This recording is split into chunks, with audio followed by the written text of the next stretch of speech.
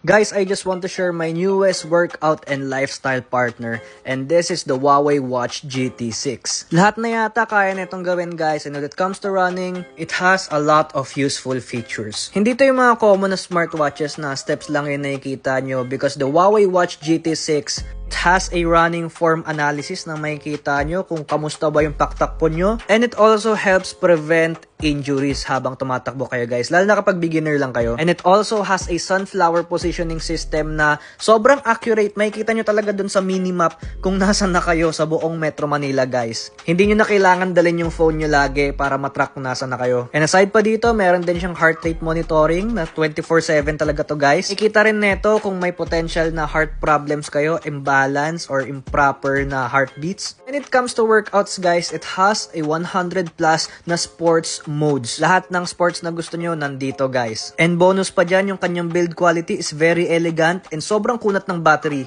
21 days of battery life. Ilan lang yan sa mga useful features ni Huawei Watch GT6, kaya abangan nyo yung full video ko.